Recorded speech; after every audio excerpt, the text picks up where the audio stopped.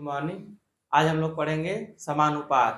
ठीक है, तो चलिए आइए आज हम लोग समानुपात को देखते हैं। समानुपात मतलब उसके नाम से ही पता चला है, समान अनुपात। अनुपात क्या होने चाहिए? समानुपात। एक अनुपात तो समान होगा नहीं, कितने अनुपात समान होने चाहिए? कम से कम 2 अनुपात होने चाहिए। ठीक है, तो हम लोग बोल सकते हैं कि 2 अनुपात चाहे 2 समान अनुपात को क्या बोल सकते हैं? नहीं, चलो ऐसे लिख लेते हैं, 2 अनुपात समान हो ना। जब 2 अनुपात क्या हो? समान हो, तो उसे क्या बोलेंगे? तो उसे समानुपात कहते हैं। तो उसे समानुपात कहते हैं। जैसे अभी हम आपको उदाहरण देके समझा रहे हैं।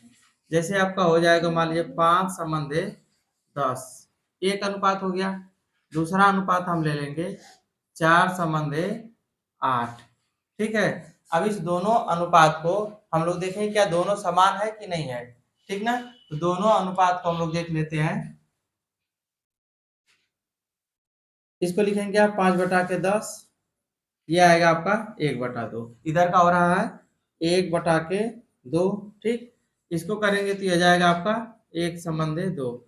दोनों अनुपात क्या हो रहा है? समान हो रहा है कि नहीं हो रहा है? तो इसको हम लोग बोलेंगे समान अनुपात। इसको लिखने के लिए या तो हम लोग जैसे अगर क्वेश्चन सॉल्व करना होगा हम लोगों को, तो बीच में बराबर का चिन्ह दे देंगे, क्योंकि दोनों अनुपात क्या है? समान होने चाहिए, तो इस तरह का देंगे। नहीं, एक और चिन्ह आता है, उसको इस तरह लिखते हैं। ठीक है, ये समानुपात का चिन्ह है। तो इधर हम लोग लिख सकते हैं इसको 5:10, और इधर लिख सकते हैं 4:8। ये दोनों है, तो हम लोग इसी तरह इसको लिखेंगे समानुपात को। ठीक ना, अगर और भी आप लोगों को एक चीज और इसमें हम बता देते हैं, जैसे A/B, इसको समानुपात। ठीक, C/D, ये अगर है आपका, इसमें ये बाहरी पद होते हैं। ए और डी जो होते हैं, इसको हम लोग बोल देते हैं बाह्य पद। क्या बोल देते हैं? बाह्य पद। जो अंदर का होता है ये वाला, ये आपका हो जाएगा मध्य पद।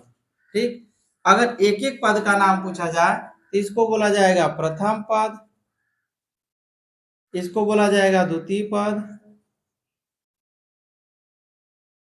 इसको बोला जाएगा तृतीय पद,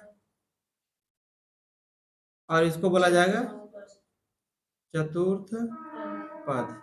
ठीक, इसमें जब भी हम लोगों को समानुपात चेक करना होगा, तो हमारा इसका गुणनफल और बाहरी का मतलब बाह्य पदों का गुणनफल बराबर मध्य पदों का गुणनफल प्राप्त होना चाहिए, अगर आपका समानुपात में है तो चलिए इसको चेक कर लेते हैं हम लोग। मध्य पद का गुणनफल कितना होगा? 10 × 40, और बाह्य पद का 8×5 = 40, दोनों बराबर है। तो हम लोग हमेशा क्या करेंगे, उसको चेक करके बता सकते हैं कि ये समानुपात में है या नहीं। अगर दिया भी है और कह दिया, तो हम लोगों को चेक करके तुरंत बता सकते हैं कि हाँ ये है या नहीं है। तो सभी पद आप लोगों को पता चल गया। तो चलिए हम लोग क्वेश्चन के माध्यम से और भी इसके बारे में जानकारी लेते हैं। चलिए आइए इस क्वेश्चन के माध्यम से हम लोग देखते हैं कि किस तरह के क्वेश्चन पूछे जाते हैं। अज्ञात पद ज्ञात कीजिए। ये जो समानुपात दिया है, ये आपका चिन्ह है समानुपात का। करा इसमें से अज्ञात पद, यहाँ पे खाली स्थान है, रिक्त स्थान है, यहीं पे ज्ञात करना है।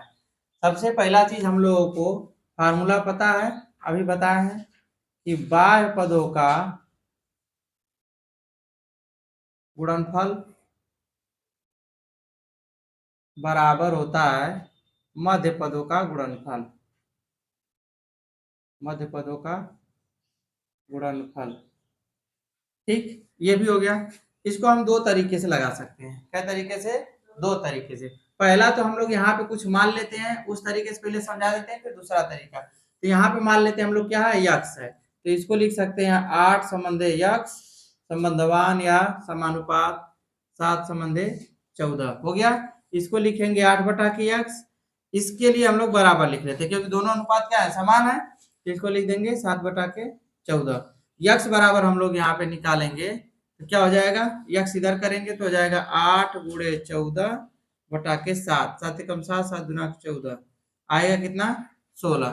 हम लोग का कितना आ गया 16। यहाँ पे होना चाहिए क्या चीज 16 होना चाहिए, क्या होना चाहिए, यहाँ से कर लेते हैं। अब यहाँ पे हम लोगों को रखना चाहिए 16। अब देखना ये है कि क्या दोनों अनुपात बराबर हैं।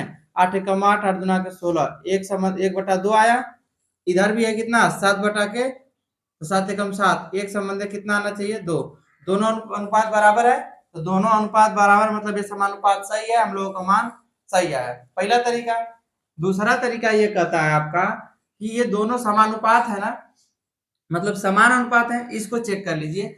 इसमें देखिए कि इसमें 2 का गुणा करके 14 किया है, कितना का 2 का गुणा करके 14 किया है। तो जितना का गुणा इधर करेंगे उतना का गुणा इधर करेंगे, क्योंकि दोनों समानुपात में है। तो जितना का गुणा आप इस साइड करेंगे उतना ही इधर भी करना होगा। तो यहाँ 7 था, यहाँ पे कितना है 14, मतलब बढ़ रहा है 7 से 14। यहाँ भी 8 से कितना बढ़ना चाहिए 16, क्योंकि 2 का गुणा इसमें कर देंगे। तो इस तरह भी हम लोग इसको निकाल सकते हैं। तो पहला आप लोगों को समझ में आ गया होगा। चलिए दूसरा देख लेते हैं। दूसरा भी सेम इसी पर लगेगा। इसमें कह रहा है कि यदि यहां से 4 समानुपाती पदों में मध्य पदों का गुणनफल, तो मध्य पदों का गुणनफल हम लोग 4 पद ले लेते हैं, संबंध बी, संबंध संबंधवान सी, ये हो गया मध्य पद, यही होता है बी सी। इसका गुणनफल कितना दिया है 36, कितना दिया है 36। इसी में से कोई पद दे दिया है, क्या चीज यदि दिया है, यदि बाह्य पदों में एक पद 3 हो, तो बाह्य पद ये वाला है और ये वाला है ना।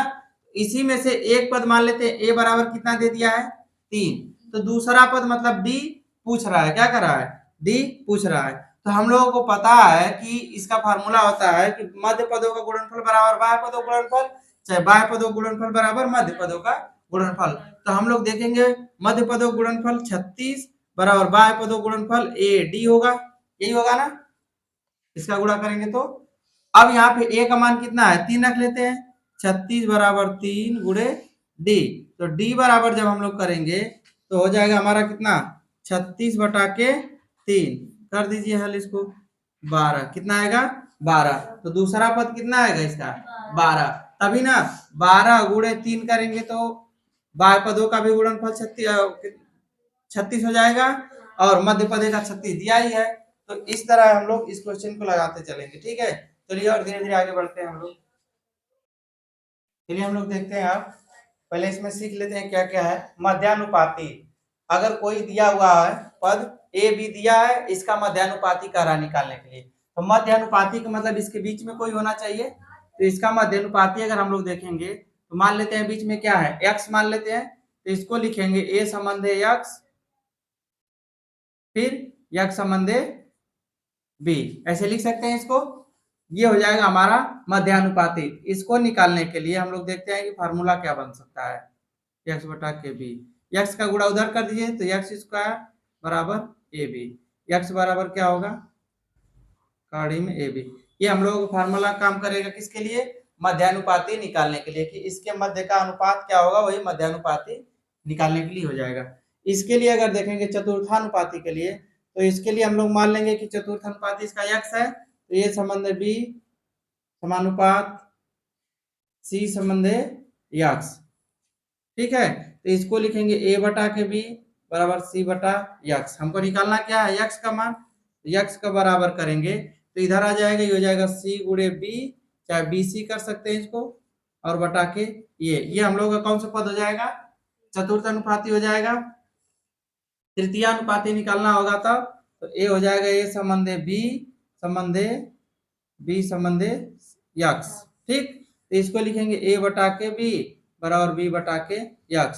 तो हो जाएगा x बराबर जब हम लोग करेंगे तो हो जाएगा कितना b स्क्वायर बटा के a, ठीक है। तो ये तीनों हम लोगों को मालूम हो गया। इसी पे एक एक क्वेश्चन लगा लेते हैं, ठीक ना। तो जब क्वेश्चन लगा लेंगे तो हम लोग को सब कुछ समझ में आएगा। चलिए क्वेश्चन लिखते हैं। चलिए देखते हैं क्वेश्चन। पहला क्वेश्चन है आपका 5, 9, 12 का चतुर्थ अनुपाती ज्ञात कीजिए। तो अभी हम बताए हैं चतुर्थ अनुपाती निकालने के लिए क्या करेंगे, इसके बाद x मान लेंगे, 5 संबंधे 9 लिखेंगे, संबंधवान हम लोगों का हो जाएगा 12 संबंधे x, ठीक है।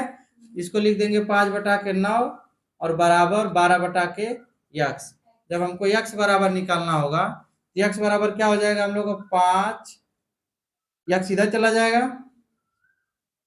तो यक्स इधर जाएगा तो ये जाएगा 12 × 9 / 5, यही होगा ना। ठीक है, 12 9 आपका हो जाएगा 108 / 5। जब भाग दे देंगे तो आ जाएगा 5 दूना के 10, 5 एकम 5, 21 फिर 5 छक्का 30, हो जाएगा 21.6। भाग दे के देखिएगा इतना आएगा। तो पहला वाला हो गया, यक्स का मान निकल गया, ये चतुर्थानुपाती है, ठीक ना। इसको देख लेते हैं दूसरा, तृतीयानुपाती क्या रहा है। तृतीयानुपाती के लिए लिखेंगे 18 संबंधे 24, ठीक, फिर 24 संबंधे x, ये लिखा जाएगा तृतीयानुपाती में, लिखा जाएगा। ये हो जाएगा हम लोगों का 18/24 बराबर 24/के x, ठीक है। तो यहाँ पे देखेंगे x बराबर हो जाएगा क्या चीज, 24 का स्क्वायर या 24 × 24 बटा के 18, 6 × 18, 6 × 24, 3 × 3, 3 × 8 24, x बराबर हो जाएगा 8 × 4, आ जाएगा 8 चौको 32, दिख रहा है। चलिए एक और आ गया 6.24, रुको इस, अरे 6 है, इसको हटा लें, चलो इतना में आ जाएगा। 6 24 का क्या पूछा है, चलिए अचानक लाइट चल गई है, कोई बात नहीं। हम लोग लगा रहे थे क्या चीज, 6 और 24 का मध्यानुपाती है ना। तो मान लेते हैं इसका मध्यानुपाती x है। अच्छा, फार्मूला आपको डायरेक्ट बताए हैं, मध्यानुपाती के लिए क्या होगा, √6 × 24, √ यही होता है ना, ए बी। अभी तो निकाले हम लोग x बराबर, ठीक, तो कितना हो जाएगा 144, 144 कितने का वर्ग है, 12 का। हो गया, रह गया लास्ट वाला, चलिए इसको भी देखते हैं।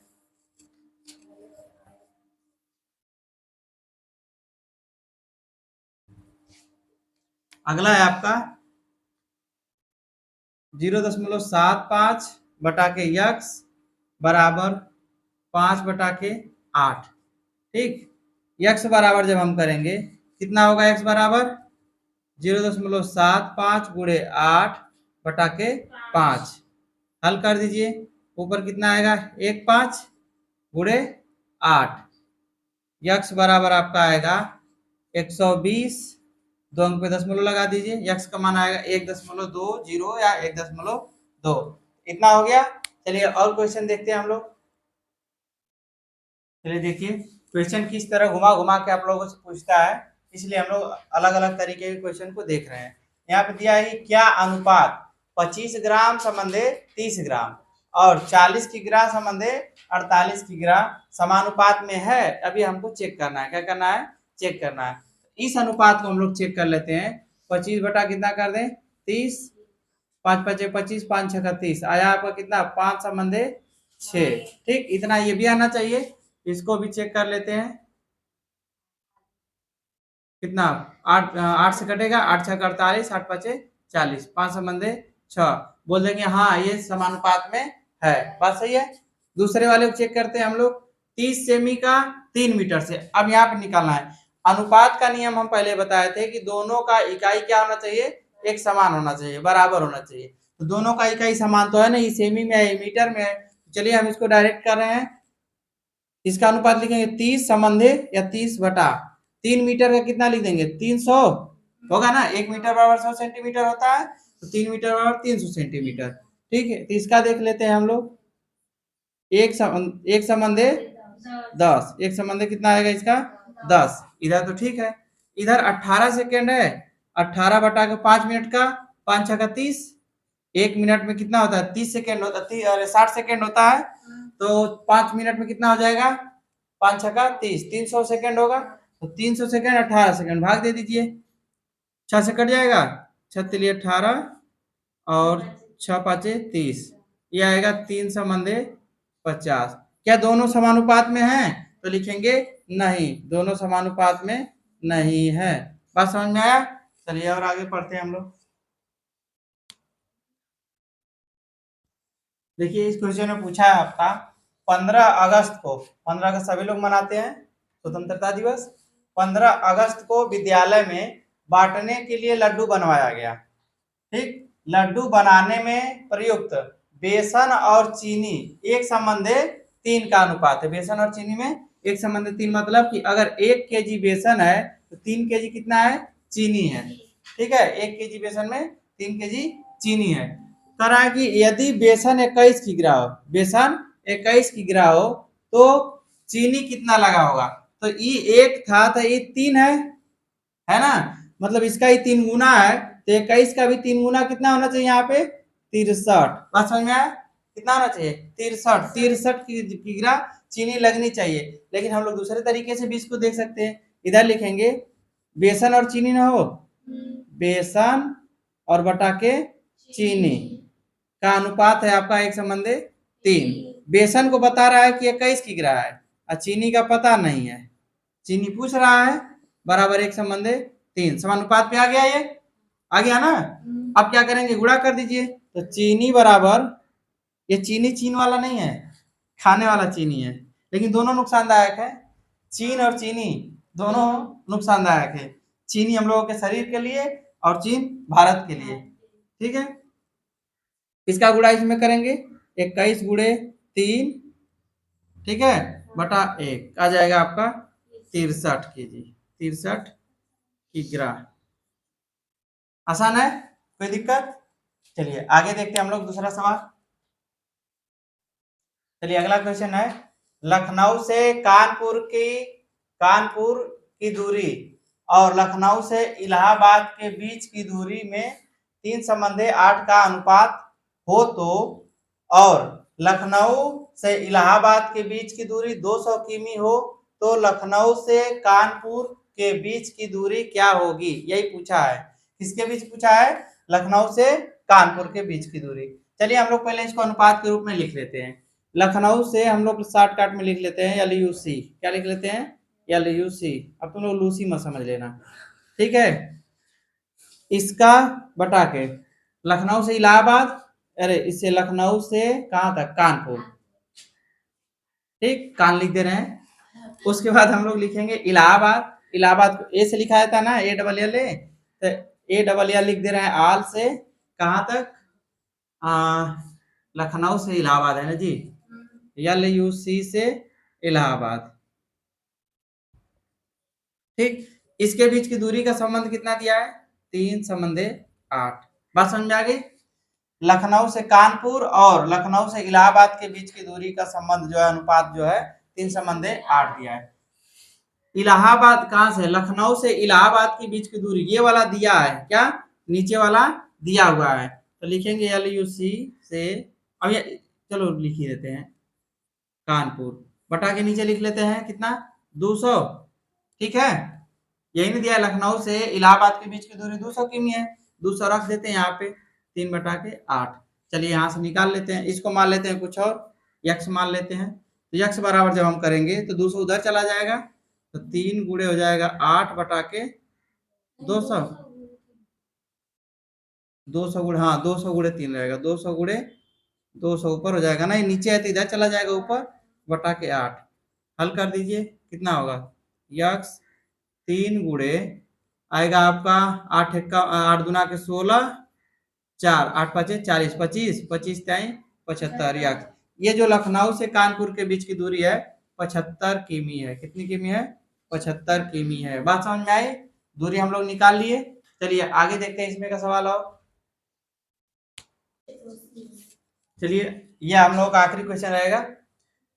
एक विद्यालय के लड़के और लड़कियों ने अलग अलग 2:3 के अनुपात में पौधे लगाए। यदि विद्यालय में कुल 1500 पौधे लगाए गए हो तो लड़के और लड़कियों द्वारा लगाए गए पौधों की संख्या अलग अलग निकालिए। मतलब कितना लड़के पौधा लगाए हैं और कितना लड़कियां पौधा लगाई हैं, ठीक है। तो चलिए ये तो हम लोगों का अनुपात की तरह लगेगा। जब इस तरह रहता था तो हम लोग यहाँ अगर 1500 रुपए को 2:3 में बांटना हो जाए तो इसी तरह पेड़ को बांट देना है, पौधों को बांट देना है। तो टोटल दोनों का योग कितना होगा, 5। लड़के को पहले निकाल लेते हैं, लड़के द्वारा लगाए गए पौधे, ठीक है, लड़के द्वारा लगाए गए पौधे कितने हैं लड़के, 1500 कुल है, पौधे 2 लड़के हैं बटा के 5, ठीक है। हल कर दीजिए, यह आ जाएगा आपका 300 बराबर 600। लड़कों ने 600 पौधे लगाए। इसी तरह सेम निकालेंगे हम लोग लड़कियों का। आप पूरा नहीं लिखेंगे, खाली लड़कियां लिख दे रहे हैं, आप लोग समझ लीजिएगा। लड़कियों द्वारा निकालेंगे तो 1500 गुणे 3 है ना, 3 बटा के 5, यह जाएगा आपका 300, 3 तिली के 900। 900 पौधे लड़कियां लगाई। आप लोग कभी लगाई हैं पौधा? पौधा रोपण करिए, गर्मी ज्यादा बढ़ रहा है, ठीक है। तो घर पे अपने एक एक पौधे लगा के रखिए।